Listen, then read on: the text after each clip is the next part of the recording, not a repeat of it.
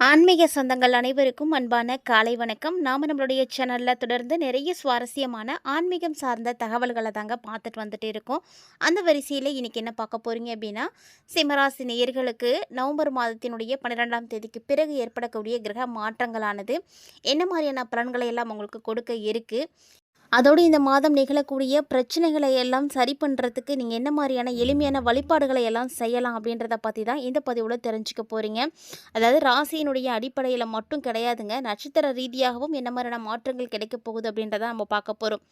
ராசிக்கும் நட்சத்திரத்துக்கும் என்ன வித்தியாசம் இருக்குது அப்படின்னு கூட ஒரு சிலர் யோசிக்கலாம். ஏன்னா ராசி மட்டும்தான் உங்களது சிம்ம ராசியாக இருக்கும், நட்சத்திரம் பார்த்திங்கன்னா வேற இருக்கும். அப்படி நட்சத்திர ரீதியாக நம்ம பார்க்கும் பொழுது ஒரு சில விஷயங்கள் வந்து மாறுபாடு அடையும். அந்த மாதிரி தான் என்னென்ன விஷயங்களை சிம்மராசினியர்கள் அடைய போகிறாங்க அப்படின்றத, என்னென்ன நட்சத்திரக்காரர்கள் அடைய போகிறாங்க அப்படின்றதையும் நம்ம வந்து பார்க்க போகிறோம். வீடியோ ரொம்பவே இன்ட்ரெஸ்டிங்காக இருக்கும். நிறைய பயனளிக்கக்கூடிய தகவல்களோடு இருக்கிறதுனால கண்டிப்பாக ஸ்கிப் பண்ணாமல் முழுமையாக பார்த்து பயன்பெறுங்க. சிம்மராசி ராசி மண்டலத்தில் 5வதாக இருக்கக்கூடிய ராசி.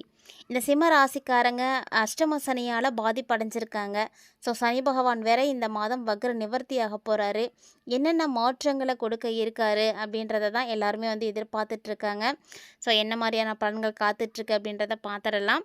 சிம்மராசி மகம், பூரம், உத்திரம் 1ஆம் பாதம் ஆகிய நட்சத்திரங்களை உள்ளடக்கியவர்களுக்கு இந்த நவம்பரில் இருக்கக்கூடிய கிரகநிலைகள் முதல்ல எப்படி இருக்குன்றதை பார்த்துடலாம். ஸோ முன்னாடி இருந்த மாதிரியே தான் உங்களுடைய ராசியிலேயே கேது பகவான் அமர்ந்திருக்கிறாரு.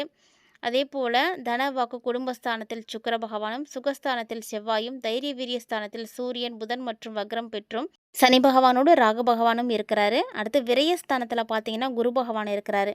ஸோ இதுதான் இந்த நவம்பரில் இருக்கக்கூடிய கிரக நிலைகள். இதனுடைய அடிப்படையில் உங்களுக்கு இந்த மாதம் எப்படி இருக்கும் அப்படின்றத நம்ம பார்க்கலாம். சிம்மராசிக்காரங்களுக்கு இந்த மாதம் உங்களுடைய தந்தையுடைய ஆரோக்கியம் வந்து மேம்பாடு அடைய ஆரம்பிக்கும். முன்னாடி நிறைய பிரச்சனைகளோடு அவங்க இருந்திருக்கலாம், உடல்நல பாதிப்புகளை பார்த்துருக்கலாம். ஆனால் இனி பார்த்திங்கன்னா நல்ல முன்னேற்றம் இருக்குது. பூர்வீக சொத்துக்களில் ஏதாவது பிரச்சனைகளை நீங்கள் பார்த்துட்ருக்கீங்க அப்படின்னா, அந்த பூர்வீகம் சம்மந்தமான பிரச்சனைகள் எல்லாமே வந்து சரியாக போயிடும். அது பூர்வீக இடமா இருக்கலாம், காடாக இருக்கலாம், வீடாக இருக்கலாம். ஸோ ஏதாவது ஒரு இடத்துல கண்டிப்பாக பிரச்சனைகளோடு இருக்கக்கூடியவர்களுக்கு அந்த பிரச்சனைகள் எல்லாமே இப்போ தீரப்போகுது. எல்லாமே சாதகமான ஒரு நிலையானது உருவாகும். இந்த டைமில் நீங்கள் நிறைய தான தர்மங்கள் வந்து செய்யுங்க. யார் என்னென்னலாம் பார்க்க வேணாம். அவங்க நமக்கு நல்லது செய்கிறாங்களா, செய்ய மாட்டாங்களா, அவங்க நல்லவங்களா கெட்டவங்களான்னு கூட பார்க்க வேணாம். அவங்க செய்திருக்கக்கூடிய தவறுகளை கூட நீங்கள் மனசில் வச்சுக்க வேணாம். முடிஞ்ச அளவுக்கு தான தர்மங்கள் அதிகமாக வந்து செய்யுங்க. இந்த நவம்பரில் இது செய்கிறது ரொம்ப நல்லது. அதே போல் ஆன்மீகத்தில் உங்களுக்கு எண்ணங்கள் அதிகமாக இருக்கும். ஆன்மீக பணிகள் எது கொடுத்தாலும் நீங்கள் வந்து செய்வீங்க. ஆன்மீகத்தின் ரீதியாக ஒரு உதாரணத்துக்கு ஒரு கோவிலுக்கே போகிறீங்க அப்படின்னா கூட, அங்கே கோவிலில் எதுவும் ஒரு வேலை கொடுத்தாங்கன்னா கூட என்ன ஏதெல்லாம் பார்க்காம அந்த வேலையை வந்து நீங்கள் ஈடுபாடோடு வந்து செய்வீங்க. ஸோ இதெல்லாம் வந்து உங்களுக்கு ரொம்ப நல்லது. அதே போல் நீண்ட தூர பயணங்கள் போகிறதுக்கான வாய்ப்பும் இருக்குது. ஆனால் அந்த பயணத்தின் பொழுது நீங்கள் கவனமாக இருக்கணும். ஏன்னா ஆரோக்கியம் பாதிப்படையலாம். இல்லைன்னா வந்து உங்களுக்கு ஏதாவது உங்களுடைய ரொம்ப நெருக்கமான பொருட்கள் வந்து மிஸ் ஆகலாம். ஸோ அதனால் பயணத்தின் பொழுது கவனம் இருக்கணும்.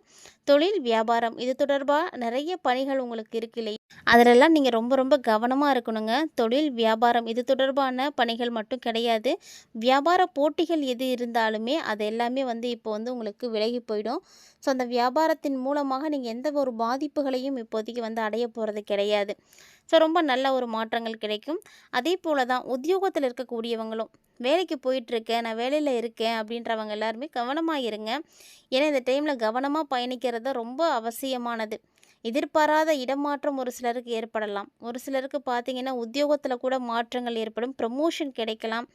குடும்பத்துலேயும் அப்படி தாங்க, ஏதாவது ஒரு செலவு எதிர்பாராமல் வந்து வந்துகிட்டே தான் இருக்கும். ஒன்று போனால் ஒன்று அப்படின்ற மாதிரி ஏதாவது ஒரு செலவு வந்துகிட்டே தான் இருக்கும். ஸோ சிம்மராசிக்காரங்க எல்லாருமே இந்த டைமில் விரைய செலவுகள் வந்து அதிகமாக ஆகாமல் இருக்கிறதுக்கு சுப செலவுகளை வந்து செய்துக்கோங்க. ஏதாவது ஒன்று பண்ணுங்கள். நிலம் வாங்கி போடுங்க, வீடு வாங்கி போடுங்க, இல்லை வீடு கட்டுங்க, நகை வாங்குங்க. ஆனால் அடுத்தவங்களை நம்பி மட்டும் பணத்தை கொடுத்துடாதீங்க. இதில் நீங்கள் சுப செலவுகளாக உங்களுக்கு என்ன வேணால் செய்துக்கோங்க. அதில் இன்வெஸ்ட் பண்ணுறீங்களா, பண்ணுங்கள், தப்பு கிடையாது. ஏன்னா லாபமோ நஷ்டமோ அது உங்களோட போயிடும். இந்த டைமில் நீங்கள் வேற ஒருத்தங்களுக்கு பணம் கொடுக்குறேன் அப்படின்றதுக்காக நீங்கள் கொடுத்தீங்க அப்படின்னா அதில் நீங்கள் நிறைய இழப்புகளை பார்க்க வேண்டியிருக்கும். திருப்பி அவங்க பணம் கொடுத்துட்டா தான் போச்சு, இல்லைன்னா அது உங்களுக்கு நஷ்டம் தானே. ஸோ அந்த மாதிரியான விஷயங்கள் எல்லாம் எதுவும் செய்யாதீங்க. மேலும் ஒரு சில நேரங்களில் பார்த்தீங்கன்னா கணவன் மனைவிக்கிடையே கூட கருத்து வேறுபாடுகள் ஏற்படும், மன வருத்தம் வரும். ஸோ மன வருத்தத்தை வந்து அப்பப்போ சரி பண்ணிக்கோங்க. ஏன்னா ஏற்படக்கூடிய மன வருத்தத்தை தடுக்க முடியாது. ஒரு வேளை அப்படி வந்துருச்சுனாலும் அதை உடனடியாக சரி பண்ண பார்த்துக்கோங்க. இல்லைன்னா அதே வந்து உங்களுக்கு மிகப்பெரிய பிரச்சனையாக மாறிடும். சின்னதாக இருக்கக்கூடிய விரிசல் தான் காலப்போக்கில் வந்து பெருசாகிடும். அதனால் அதெல்லாம் சரி பண்ணிக்கோங்க. மனசுக்கு திருப்தி அளிக்கிறதா நீங்கள் பிள்ளைங்களுடைய செயல்பாடுகளை மட்டும்தான் பார்க்க முடியும். உங்களுக்கு 4 இடத்துல 4 வகையில் பிரச்சனைகள் இருந்தாலுமே கூட பிள்ளைங்க மூலியமா கொஞ்சம் நிம்மதியாக நீங்கள் இருப்பீங்க. அதே போல் சிம்மராசிக்காரங்களாம் இந்த டைமில் உறவினர்கள்ட்டெல்லாம் கவனமாக இருங்க. அவங்கள்ட்டெல்லாம் என்ன பேசுகிறீங்களோ அதெல்லாம் வந்து பார்த்து பக்குவமாக பேசுங்க. பழக்க வழக்கங்களெல்லாம் நல்லபடியாக வச்சுக்கோங்க. அதுதான் உங்களுக்கு நல்லது. பெண்கள், சிம்மராசியுடைய பெண்களுக்கு எதிர்பார்த்த உதவி நிச்சயமாக வந்து கிடைக்கும். ஆனால் கொஞ்சம் டிலேவாக தான் கிடைக்கும். கிடைக்காது அப்படின்லாம் நினைக்காதீங்க, கிடைக்கும். ரொம்ப கொஞ்சம் மெதுவாக கிடைக்கும். ஸோ பொறுமையாக இருக்கணும். கல்வி பயிலக்கூடிய மாணவர்களுக்கு பார்த்தீங்கன்னா நிறைய தடைகள் வருங்க. தடைகளெல்லாம் தாண்டி தான் படிக்கணும். ஸோ சிம்மராசிக்காரங்க குழந்தைங்க இந்த டைமில் 10th 12th படிக்கக்கூடியவங்களாம் இருக்கீங்க அப்படின்னா ரொம்ப ரொம்ப கவனமாக இருக்கணும். சிரமப்பட்டாலும் நீங்கள் செய்யணும்னு நினச்சிட்டா கண்டிப்பாக செய்ய முடியும். அதனால் உறுதியோடு வந்து இருக்கணும். அப்படி படிச்சிங்கன்னா சிறப்பாக வந்து படிச்சிடலாம். இப்போ இது வரைக்கும் நம்ம ராசியினுடைய அடிப்படையில் பார்த்துட்ருக்கோம். இப்போ நட்சத்திர ரீதியாக பார்க்க போகிறோம். முதல்ல மக நட்சத்திரக்காரர்கள், மகம் நட்சத்திரத்தோடைய சிம்மராசி நேயர்களுக்கு இந்த நவம்பர் மாதம் கொஞ்சம் சாமர்த்தியமான பேச்சினால் நிறைய விஷயங்களை வந்து சாதிக்க முடியும். பணம் வர்றது உங்களுக்கு அதிகமாகும். வாழ்க்கையில் ஒரு முன்னேற்றத்தை வந்து நீங்கள் பார்க்கலாம். ஸோ வாழ்க்கையில் ஒரு கட்டத்தை நோக்கி நீங்கள் போகிறதுக்கான முதல் படியை வந்து இந்த மாதத்தில் நீங்கள் பார்ப்பீங்க. அந்த முன்னேற்றத்துக்கு வந்து வாய்ப்பு இருக்குது. வெளியூர் பயணங்கள் நீங்கள் போகிறதா இருந்தாலும் போயிட்டு வரலாம். அந்த பயணம் உங்களுக்கு சாதகமான பலன்களை கண்டிப்பாக கொடுக்கும். எப்போதுமே சிம்மராசிக்காரங்க பார்த்தீங்கன்னா தான் வளர்கிறதோட தன்னோட சேர்ந்து கூட இருக்கக்கூடிய 4 பேர்த்தையும் சேர்த்து வளர்த்து விடணும் அப்படின்னு நினைக்கக்கூடியவங்க. அதாவது பெரும்பாலும் இவங்களுடைய சுயநலத்துக்காக எதுவும் செய்ய மாட்டாங்க. நம்ம ஒரு நல்லதை அடைஞ்சிருக்கோம், நமக்கு வந்து இது பெனிஃபிட் இருக்குது அப்படின்னா அதான் 4 பேர்த்துக்கு சொல்லி அவங்களுக்கும் வந்து பயன்பெறுற மாதிரி வந்து செய்யக்கூடியவங்க தான் சிம்மராசிக்காரங்க. ஸோ இப்போ உங்களுக்கு அப்படி தான் மற்றவங்களுடைய நலனுக்காக நீங்கள் போராடி வெற்றிகளை எல்லாம் பார்ப்பீங்க. கௌரவம், அந்தஸ்து எல்லாம் உயர ஆரம்பிக்கும். தொழில் வியாபாரத்துலேயும் கண்டிப்பாக உங்களுக்கு முன்னேற்றம் இருக்குது, பயப்பட தேவையில்ல. அதே போல் பழைய பாக்கிகள் வசூல் பண்ணிடுவீங்க. ஆர்டர்கள் எல்லாமே உங்களுக்கு வந்துகிட்டே இருக்கும். நீங்கள் என்ன தொழில் செய்துட்டு இருந்தாலும் ரொம்ப சிறப்பாக மாறும். அடுத்ததாக நம்ம பார்க்கக்கூடிய நட்சத்திரம் பார்த்தீங்கன்னா பூரம் நட்சத்திரம். இந்த பூரம் நட்சத்திரக்காரர்களுக்கு இந்த காலகட்டம் உத்தியோகத்தில் கண்டிப்பாக இடமாற்றம் ஏற்படும். மேலும் பார்த்தீங்கன்னா உங்களுக்கு புதிய பொறுப்புகள் கிடைக்கலாம். ஒரு இடத்துல வேலை செய்துட்ருக்கீங்க, அங்கே இருந்த பொறுப்பை விட நீங்கள் வேற ஒரு இடத்துக்கு மாற்றப்பட்டு வேற ஒரு பொறுப்பு உங்களுக்கு வந்து கிடைக்கும். ஸோ இதனால் சம்பள உயர்வும் வந்து கிடைக்கும். உங்களுடைய பெயர், புகழ் எல்லாமே பார்த்தீங்கன்னா விரிவடைய ஆரம்பிக்கும். புதிய பொறுப்புகள் கிடைக்குது அப்படின்னா கண்டிப்பாக ஏற்றுக்கோங்க, உங்களால் முடியும். அதாவது முயற்சி உடையோர் இகழ்ச்சி அடையார்னு சொல்லுவாங்க. ஸோ நீங்கள் முயற்சி பண்ணிங்கன்னா கட்டாயமாக அதை வந்து செய்து முடிக்க முடியும். இந்த டைமில் நீண்ட நாட்களாக இருந்து வந்த பிரச்சனைகள் கூட உங்களுக்கு வந்து சரியாக போகும்.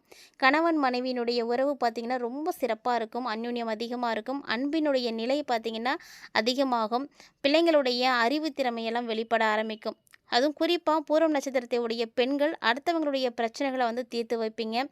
ஸோ இதன் மூலமாக உங்களுக்கு நிறைய பொறுப்புகள் கிடைக்கும். நிறைய நல்ல பலன்களானது நடக்க ஆரம்பிக்கும். அடுத்ததாக நம்ம பார்க்கக்கூடிய நட்சத்திரம் உத்திரம் 1ஆம் பாதம். இந்த நட்சத்திரத்தை உடைய சிம்மராசி நேயர்களுக்கு இந்த நவம்பர் மாதம் கொஞ்சம் எச்சரிக்கையாக இருக்கணும் அப்படின்றது தான் இந்த பதிவில் வந்து சொல்லப்படுது. ஏன்னா உங்களுக்கு எதிர்காலத்தில் ஏற்பட இருக்கக்கூடிய பிரச்சனைகளானது அதிகமாக இருக்கும். முடிஞ்ச அளவுக்கு அந்த பிரச்சனைகளை தவிர்க்கிறதுக்கு என்னெல்லாம் வழி இருக்கோ அதெல்லாம் இப்பயே நீங்கள் வந்து சரி பண்ணுங்கள். அரசியல்வாதிகளாக இருக்கீங்கன்னா ரொம்ப கவனமாக இருக்கணும். ஏன்னா நீங்கள் கவனத்தோடு செயல்பட்டீங்கன்னா தான் மேலிடத்தினுடைய நல்ல பேரை நீங்கள் பெற முடியும். உங்ககிட்ட உதவி கேட்டு வரக்கூடியவங்களை தயவு செஞ்சு உதாசீனப்படுத்தாதீங்க. அவங்களுக்கு உங்களால் முடிஞ்ச உதவிகளை வந்து செய்யுங்க. பெரும்பாலும் சிம்மராசி நேயர்கள் யாருக்கும் வந்து இந்த மாதிரியான உதாசீனப்படுத்தக்கூடிய விஷயங்கள்லாம் செய்ய மாட்டாங்க. இருந்தாலும் கால சூழ்நிலை அல்லனா வந்திருக்கக்கூடிய நபர் அப்படியாப்பட்டவங்களாக இருக்கலாம். அதன் மூலமாக நீங்கள் இந்த விஷயங்களை செய்கிற மாதிரி இருக்கீங்க அப்படின்னா கொஞ்சம் பார்த்து கவனமாக செய்யுங்க.